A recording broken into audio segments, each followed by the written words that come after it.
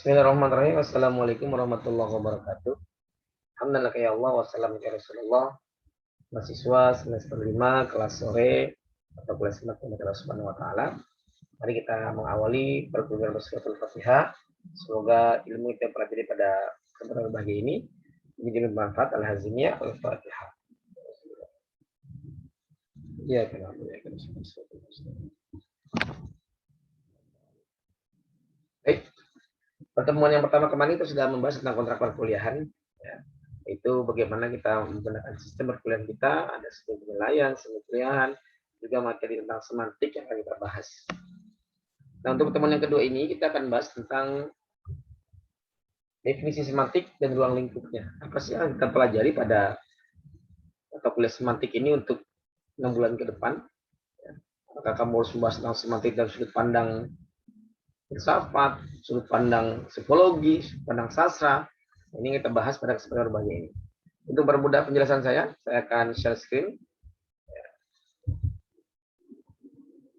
Oke.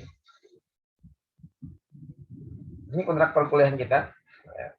Dan pertemuan yang kedua ini pengertian semantik. Yang ketiga hubungan semantik dan ilmu filsafat. Saya akan menjelaskan secara komprehensif, secara mendetail. Nanti penjelasannya secara offline juga akan dijelaskan juga ya. Lalu ada hubungan semantik dengan ilmu psikologi, hubungan semantik dengan ilmu balago stilistik, jenis-jenis semantik dan manfaat semantik kalau kita UTS. Dilanjutkan dengan tinjauan story study semantik, ya. Konsep tentang makna leksikal dan makna gramatikal. Next, ada makna referensial dan makna non-referensial, makna denotatif dan makna konotatif, makna kata dan makna istilah, makna konseptual dan makna asosiatif. Buku sumber yang kita gunakan dalam perkuliahan kita, yang pertama semantik bahasa Arab, pengantar studi ilmu makna, Profesor Tobajudin Nur M.Hum. Beliau salah satu guru besar bahasa dari UIN Gunung Jati Bandung ya. I'rab al-Muyassarah Muhammad Ali Abu Abbas, Profesor Zidan Muhammad Sanhaji, Mabro Maharatul Fi'il min Nahwu wal I'rab Ahmad Jabir Abdullah, Nahwu Wade, Syekh Ali Jazim dan Syekh Mustafa Amin. Oke, sesuai dengan pembahasan kita, sekarang kita bahas pengertian semantik dan ruang lingkupnya. Sudah siapkan sedikit. Oke. Pengertian semantik secara etimologi, semantik dalam bahasa Inggrisnya semantik, ya, serapan dari bahasa Yunani samaino. Samaino itu dalam bahasa Inggris to signify, artinya memaknai. Ada juga yang menjelaskan bahwa semantik dari kata sema, itu tanda. Ya. Sama itu lambang. Ya. Lambang yang punya tanda dan punya makna. Jadi sudut pandang etimologi seperti itu. Adapun sudut pandang istilah terminologi, ya, semantik adalah ilmu yang mempelajari tentang makna dalam bahasa. Jadi stressing semantik adalah hanya fokus pada pembahasan tentang maknanya aja. Kan terkadang dalam bahasa apapun, ya, baik kita bahasa Arab, memang kalian fokus pada sastra Arab, atau bahasa Indonesia, atau bahasa Inggris sekalipun, itu pasti ada istilah semantik. Ya. Jadi kadang semantik ini satu kata dia punya makna yang universal, yang luas. Saya belum bicara bahasa Arab ya, saya bicara bahasa Indonesia dulu. Dalam bahasa Indonesia, itu pun banyak kata-kata yang satu kata, tapi punya banyak makna. Contoh, ketika saya bilang bisa dalam kamus KBBI, kamus bahasa Indonesia itu artinya dapat atau mampu. Saya bisa bahasa Arab, artinya saya mampu bahasa Arab. Saya bisa pergi haji, jadi saya mampu pergi haji. Tapi ketika saya mengatakan bahwa ular itu berbisa, dan bisa ular itu berbahaya. Nah, bisa di sini bukan bermakna mampu lagi, tapi bisa di sini bermakna racun. Ular itu beracun. Kalimatnya sama bisa, hurufnya mirip, penyebutannya sama, tapi ketika dihubungkan dengan siakul kalam, dengan satu kalimat yang utuh, maka kita baru tahu, oh kalimat ini, bisa ini, mempunyai kata mampu atau dapat ketika dia berhubungan dengan kemampuan. Ya, saya bisa bahasa Arab, saya bisa bahasa Inggris. Tapi ketika dia dihubungkan dengan ular, maka kata bisa ini berarti racun. Nah, ini semantik bermain di wilayah ini. Semantik bermain di wilayah yang seperti ini. Jadi nanti kita akan fokus membahas tentang makna aja. Ya. Satu makna ini, satu kata bisa banyak. Dan ini terjadi di bahasa Arab aja. Semua bahasa di dunia pasti punya istilah pembelajaran semantik, pelambang, tanda baca atau maknanya. Saya kasih contoh lagi dalam bahasa Indonesia. Saat ini kita menikmati hidup dengan bisa membeli mobil Nissan. Nissan salah satu mobil Eropa, ya. Santerano dan lain sebagainya. Jadi saat ini saya bisa membeli mobil Nissan. Siapa tahu tahun yang akan datang justru nama kita tertulis di batu Nissan. Coba. Ya. Konteksnya di sini sama-sama Nissan. Ini mobil Nissan, ini batu Nissan. Tulisannya sama. Pengucapannya sama. Tapi punya makna yang berbeda. Nah, nanti tugasnya ilmu semantik, dia membahas di sini nih. Fokusnya di sini. Ya. Jadi ada hurufnya sama, pelafalannya sama. Tapi ketika dihubungkan dengan kalimat yang lain, maknanya berbeda. Ya. Contoh lagi dalam bahasa Indonesia, contoh lagi.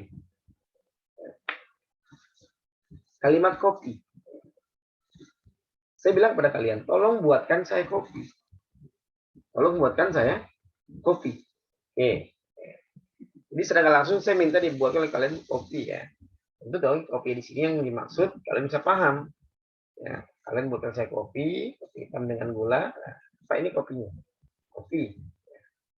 Tapi ketika saya minta sama kalian, tolong ini makalah kalian difotokopi. Difotokopi. Apakah yang kamu pahami fotokopi berarti kopinya dipoto gitu? Ya, tidak. Di fotokopi itu digandakan, diperbanyak. Tapi kalau sama kopi kalimatnya cuma kopi yang pertama adalah memang kopi berupa minuman, kopi yang kedua adalah penggandaan satu hasil karya atau lembaran-lembaran kertas yang kita pelajari. Ini kan berbeda. Nah, itu adalah semantik itu bermain. Kalau kita hubungkan dengan bahasa Arab, nah, kita masuk bahasa Arab sekarang ya. Hubungkan dengan bahasa Arab, maka ini lebih sulit lagi. Pemahamannya lebih, ya cukuplah untuk kita harus banyak mengaji dan mengkaji. Makanya pada saat pertemuan kemarin itu yang pertama saya bilang ketika saya mempelajari bahasa Arab, semakin saya pelajari bahasa Arab, semakin kita menyelam lautan, semakin dalam, semakin gelap. Itulah bahasa Arab. Semakin kamu sekarang memanai bahasa Arab, mempelajarinya dengan sangat sungguh-sungguh, apa yang terjadi? Ya kamu akan merasa kamu itu bodoh. Ternyata banyak ilmu yang belum kita pelajari. Ya. Oke, apa coba dalam bahasa Arab? Kata adin. Adin. Dinun, ini kan satu kata. Bisa bermakna agama. Dinul Islam. Agama Islam boleh. Tapi coba lihat. Ketika di surat Al-Ma'un, Ara'aital ladzi yukadzibu bid-din. Apakah kamu tidak tahu siapa yang mendustakan agama? Oke. Kalimat din di sini sesuai dengan umumnya, yaitu agama Islam. Tapi ketika kamu melihat kalimat din dalam surat Al-Fatihah, Maliki Yaumiddin, raja di hari agama. Jadi raja di hari agama. Ini nggak pas artinya kalau begini. Bukan di hari agama, tapi raja di hari pembalasan. Nah, ini udah beda mana ini? Udah beda mana? Padahal sama-sama kalimatnya din, ya, agama. Tapi ternyata di sini bermakna agama, di sini bermakna hari kiamat, hari pembalasan. Tulisannya sama, dal ya nun. Pada kesempatan yang lain, kata dinun ya, juga bisa bermakna hutang. Ya, bermakna hutang. Ya Rasulullah diminta untuk menyusul jenazah, lalu sahabatnya Nabi bertanya, apakah lihat dan mayit din? Apakah jenazah ini punya hutang? Ya. Ini kan satu kata, tapi tadi kita punya banyak makna di sini. Ya, punya banyak makna. Ya, jadi penting kita belajar semantik itu agar terbuka wawasan kamu. Ya. Sehingga dalam memahami semantik ini kamu nggak hanya terfokus, terkotomi pada satu pemahaman, pada satu makna. Ya, semantik itu ya luas. Ya, yang menguasai ilmu semantik ini, dia punya perbendaharaan kata yang begitu banyak. Sehingga dia bisa memilah dan memilih mana kata-kata yang pas. Dan Al-Quran itu sering menggunakan semantik. Berbagi syair-syair, waktu luar biasa kalau tentang bahasa. Salah satu contohnya adalah ketika disebutkan Al-Quran, Kul hal yastawil ladzina ya'lamuna wal ladzina la ya'lamun. Kul hal yastawi. Hal. Hal. Saya yakin kalau saya tanya kepada kalian, apa arti kata hal? Kamu akan bilang bahwa hal itu adalah artinya apakah? Dia bagian dari huruful istifham. Kalimat tanya. Hal anta talib? Na'am ana talib. Apakah kamu seorang mahasiswa? Ya, seorang mahasiswa. Hal anta mudarris? Na'am ana mudarris. Kalau kamu seorang guru, seorang dosen, ya seorang guru. Jadi kalau kata hal itu kan cuma dua jawabannya, na'am atau lah. Ini materi dasar ya. Terus ternyata kamu udah paham ini, kamu semester 1 yang dulu udah pernah diajarin masalah seperti ini. Akan tetapi, ya. Pada konteks kalimat kul hal yastawil ladzina ya'lamuna wal ladzina la ya'lamun, hal di sini bukan bermakna apakah, bukan bermakna huruf istifham. Hal di sini bermakna tidak. Hal bermakna tidak. Jadi kul hal yastawil ladzina ya'lamun, katakanlah tidaklah sama orang yang mempunyai ilmu pengetahuan walladzina la ya'lamun, dan orang yang tidak mempunyai pengetahuan. Ya nggak sama lah. Kalian yang kuliah, terbuka cakrawala pemikiran kalian dengan orang di luar sana yang tidak kuliah, yang tidak sekolah. Ya tentu cara bicaranya berbeda, sudut pandangnya berbeda, lalu dalam perspektif kamu juga keilmuannya berbeda. Ya, karena kondisi ini nggak sama. Orang udah menjustifikasi itu. Nggak sama orang yang berilmu dan orang yang tidak berilmu. Oke, hal di sini itu bukan bermakna apakah, tapi bermakna tidak. Jadi ini kalimatnya kalimat informasi, kalimat khobariyah. Ya, informasi kepada kalian-kalian semua bahwa nggak sama kok orang yang punya ilmu dengan orang yang tidak punya ilmu. Nggak sama juga orang yang punya titel dengan yang tidak punya titel. Kalian yang punya titel, punya ilmu, punya adab, punya akhlak, itu di masyarakat lebih dihormatin. Buat mereka yang udah nggak ada ilmunya, nggak ada akhlaknya, nggak ada titelnya, ya maaf. Mungkin di tengah masyarakat juga hanya akan menjadi suatu duri dalam daging yang dimatikan saja. Nah, stretching saya ada ya kalimatnya kul hal yastawil ladzina ya'lamun. Hal di sini bermakna tidak. Karena kalau kalimat hal di sini bermakna apakah, ya, maka nanti ini kalimatnya pertanyaan istifham, apakah sama? Ya. Orang yang mengetahui dengan orang tidak mengetahui, lah ini istifham pertanyaan. Tapi mau bertanya tadi maksudnya kok baru itu. Informasi kepada audiens yang membaca Al-Quran tadi. Di sinilah permainan semantik di situ. Ya. Sehingga nanti semantik ini mempunyai hubungannya dengan berbagai ilmu yang lain. Ya. Baik dari ilmu filsafat, ya, psikologi, ilmu balaghah, statistik. Ya. Ini penting kita pelajari agar kamu bisa memaknai bahwa ternyata pembelajaran sastra, baik itu sastra Arab, sastra Inggris, ya itu harus ada ilmu semantik, ilmu yang khusus mempelajari tentang makna, ilmu yang tentang makna. Nah nanti dari semantik ini, ya, ini fokus ke makna. Nanti ada namanya sintaksis. Sintaksis itu adalah ilmu yang mempelajari tentang ya susunan grammar. Ya grammar itu nanti nahu lah, maksudnya nahu. Ya, perubahan kata, kesoro. Ya. Jadi kalau kamu paham, alhamdulillah, ya kenapa dibaca du, dibaca di, dibaca da, nah itu ranahnya ilmu nahu. Oh, di alhamdulillah karena jadi mubtada di awal kata. Ya, dibaca rofa memakai doma karena dia adalah isim ma'rifat Ya, jadi mubtada. Nah, ini perubahan ilmu nahu. Tapi perubahan dari hamida, yahmadu, hamdan, ini tugasnya ilmu sorof. Ya, ini ilmu sorof, perubahan-perubahannya seperti itu. Dan nanti kalau untuk ilmu semantik, itu makna dari kata hamida itu apa? Oh, memuji. Oh, pujian. Oh, sedang memuji. Oh, telah memuji. Nah, ini ranah dari ilmu semantik. Ya. Makanya untuk semester 5 ini ya, tujuan kita adalah mempelajari ilmu semantik ini adalah agar terbukanya cakrawala dalam berpikir, sehingga kamu bisa memahami bahwa ada beberapa kata memang yang berbeda satu kata, tapi dia mempunyai makna yang begitu luas, makna yang begitu banyak. Dan inilah pentingnya kita mempelajari. Kenapa seperti itu? Dengan asumsi makna adalah bagian dari bahasa, maka semantik adalah bagian dari linguistik. Ya.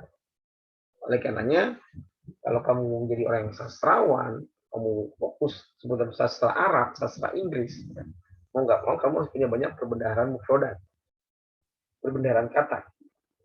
Sehingga nanti dalam artikan memahami satu makna, satu kata, kamu nggak fokus itu aja itu. Ya. Apalagi di Al-Quran nanti ada ayat-ayat yang bertakwil, yang mutasyabihat. Ya. Yadullahi fawqa aydihim. Yadun mana? Bisa tangan. Tangan Allah atas tangan mereka. Loh, kamu gimana? Dalam kaidah, dalam akidah, ya Asy'ariyah, Ahlussunnah wal Jamaah, Allah itu punya sifat mukhalafatul hawadis. Berbeda dengan makhluknya. Jadi ketika kita mengatakan tangan Allah tangan mereka, berarti apa Allah punya tangan? Apa tangan seperti itu? Ini akan banyak pertanyaan-pertanyaan. Oh ternyata yadullahi fawqa aydihim ini bermakna kekuasaan Allah di atas kekuasaan mereka. Kekuatan Allah di atas kekuatan mereka. Ya. Jadi yadun yang artinya tangan ternyata memang bisa banyak makna. Pun dalam bahasa Indonesia kan tangan itu ya tangan ya tangan. Tapi ketika ada istilah campur tangan, dan campur sari ya, campur sari ntar itu nyanyian itu. Campur tangan. Ini apa? Intervensi. Ya. Ini campur tangan aja nih. Kalau senior kita, nah itu namanya intervensi, campur tangan. Sesuatu tangan loh ya. Tapi ada kata campur tangan jadi intervensi. Ya. Kalau masalah begini saya lepas tangan deh. Nah, lepas tangan. Apa sih lepas tangan? Oh, rupanya lepas tangan di sini adalah lepas tanggung jawab. Saya lepas tangan aja dah. Saya udah nggak bisa jadi ketua kelas, saya udah capek ngurusin yang bisa diatur. Nah, itu lepas tangan lah. Ya, lepas tangan. Wah, kalau masalah ini nggak selesai, saya akan turun tangan. Nah, turun tangan. Apa mananya? Artinya turun tangan di sini membantu. Saya akan membantu kamu agar masalah itu selesai. Saya akan turun tangan dalam masalah ini. Lihat, tangan, campur tangan, lepas tangan, turun tangan. Ini udah beda-beda makna. Semantik bermain di wilayah itu. Ya. Tinggal nanti kita akan menghubungkan dengan ya kalimatnya disesuaikan dengan kalimat sebelumnya dan sesudahnya, sehingga kamu mendapatkan makna yang pas. Ya, makna yang pas. Dan makanya pendidikan semantik seperti ini. Ya. Karena seiring berkembangnya zaman kan banyak istilah kata-kata yang muncul bermunculan. Sesuai dengan perkembangan zaman. Dan saya juga nggak tahu berasal dari mana bahasa-bahasa dan aneh-aneh gitu ya. Saya ya mana sekarang anak milenial. Nah pendengar perkataan dari teman-teman mahasiswa, bro, gimana kabar bonyok? Gimana kabar bonyok? Siapa itu bonyok? Siapa yang dipukulin? Terus kita kalau bonyok itu kan dipukulin. Ya, bonyok itu bukannya hancur, ternyata bonyok itu singkatan. Bokap nyokap. Bokap itu bapak, nyokap itu ibu. Pertanyaan saya, siapa yang menemukan kata bokap? Siapa yang menemukan kata nyokap di sini? Siapa yang menemukan itu? Siapa pencetusnya? Ini kan liar. Bahasanya nggak ada gitu ya. Udah bokap nyokap aneh tidak boleh dibonyok bokap nyokap. Waduh. Ya ini nama-nama seperti ini akan terus berkembang di zaman. Ya. Asisten rumah tangga, pembantu, orang ART kan. Karena namanya apa? Pembokat. Rumah gue. Nah aja ntar ada pembokat gue kok. Pembokat. Pembokat apa? Pembantu. Ini kan kalimat-kalimat yang memang akan muncul gitu. Setelah selesai kuliah kalian di kampus lapar nih, kemek yuk kemek. Kemek ah, kemek. Nah, kan itu makan. Ya, bahasa-bahasa yang akan selalu muncul. Kalau muncul yang punya makna lagi dan itu perlu kajian lagi bahasa-bahasa yang aneh. Ya emang selalu ada. Atau begini, saya kasih contoh lagi. Tolong baju saya dicuci ya. Tolong baju kotor saya dicuci. Saya minta sama kalian baju kotor saya dicuci.